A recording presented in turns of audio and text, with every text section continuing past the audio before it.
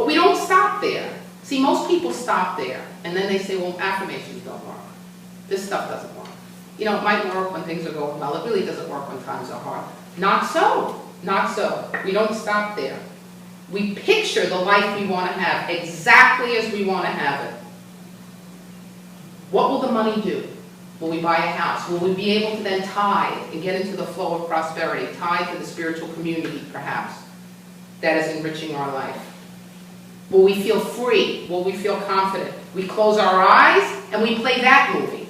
And more importantly, we call up all of the emotions that go along with that. This is the most important part that I have found for myself. You see yourself healthy, whole, abundant. How does it feel?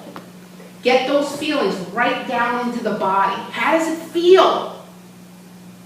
And what do we do? What are we doing then when we're feeling it? You know what we're doing? We're creating our future right in our present.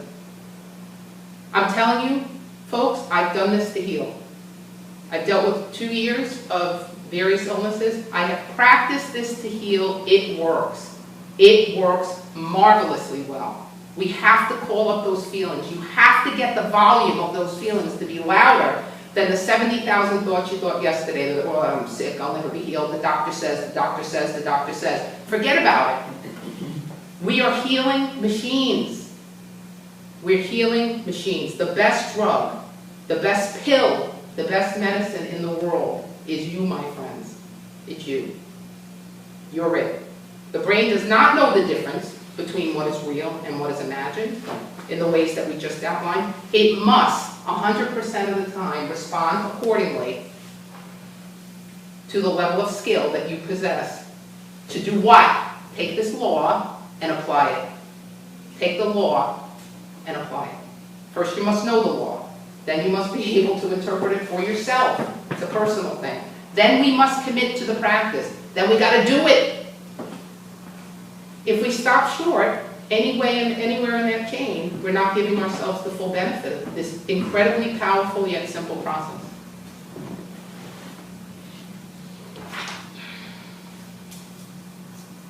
So I've been reading a tremendous book. I told you I like to read. This book cites study after study after study that proves once again that our thoughts create our reality. To true students, this is nothing new. But he actually goes into the science of it all. I don't know if any people here are skeptical, but I've been skeptical. And I don't take it from somebody just standing up here telling me that, you know, your thoughts create your reality. No, I need a bit more proof than that to really stamp it home, to really allow me to stand on rock. That's what I need. So the book is called You Are the Placebo. It's by a man named Dr. Joe Dispenza. And I have to tell you that I had this book title, because thoughts come to me, and I had this book title pinned right on my office wall where my desk faces every day, and I would watch it as I was going through my healing, and I would look at it, and I would look at it, and every 5th day or so, I gotta read a book, Well, I'm reading 15 other books, like, when do I have time for this? And finally, you want to talk about the blessing in disguise? About 7 weeks ago, I was in the ER again with the worst episode physically that I have had in the 2 years. Lost consciousness, scared the heck out of the EMTs, right? You know it's bad when you're scaring the guys who are there to come to resuscitate you.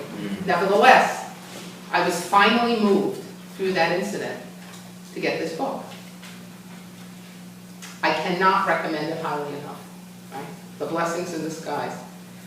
So, in the book he talks about 50, 60, I don't know how many, trials that people have been through, all different scenarios and situations where people have used these principles to heal, to create the conditions that they wanted to have in their life.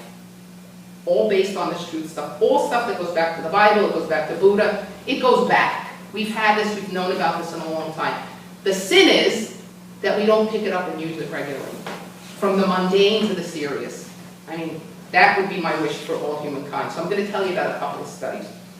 So in this first study, a group of people were split down. Okay, very simple study. One group of people, the first group of people, were told to exercise a coiled spring with their finger. They have this physical spring and exercise it. So over weeks they did that. And they noted the differences in their hand, right? It's just like working out. They noticed muscle build.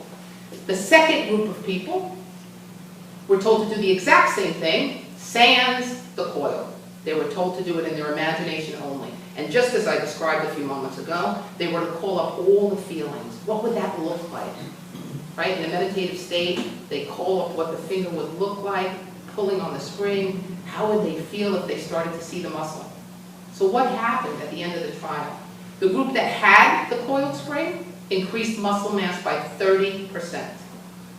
The group that did not have the coiled spring and exercised in mind only increased muscle mass by 24%. It's incredible. Another study goes like this. A group of men in their 70s and 80s were taken to a retreat over 8 weeks. They were told to act as if they were 20 years younger. Right? They were told to really get into that space and act from that vantage point. They're 20 years younger. Believe it, feel it, know it in your body and your bones. So quite miraculously, after this trial ended, Joe describes these guys like throwing footballs around, and folks who had arthritis in the knees and back pain. It was either gone completely or markedly improved. Their blood pressure was lowered. Their mood was elevated. I mean, more things than that happened. This is what I can remember. I didn't go back to the book to look, but there's story after story. But these bodily changes came just from them imagining that they were 20 years younger. They were healing all through the mind. There was no pills, there was no nothing. At the end he describes, I can just only imagine 80-year-old guys throwing footballs around. But that's what he describes, the scene he describes. It's left quite a stamp on my brain. Joe himself, he opens the book like this. It's like, boom, like a good movie. He was a triathlon runner, and he was in the bike section of the triathlon, right? I guess you run, swim, and bike. He was turning a corner, and an older woman in an SUV clips the back of his tire, sends him 40 feet in the air. He lands on his butt, cracks either 6 or 8 vertebrae. He went to specialist after specialist after specialist and said, if you walk again, it will only be as a result of being under the surgeon's knife. Well, something in him, this is 30 years ago, knew that he didn't want to do that. So what does he start to do? He starts to go into a meditative state. I believe he quotes 6 hours a day. And he visualizes the life he wants to see. He fuses the spine. 10 months later, not only is he walking, he's back to work. I mean, these are some of the incredible things that they talk about. Myrtle Fillmore, our co-founder, did this with a diagnosis of tuberculosis with 4 months to live. That's how our movement started. And that's nothing more powerful for me to be connected to the Unity movement than that. She went on to live another 40 years. She sat in a closet all day long and prayed.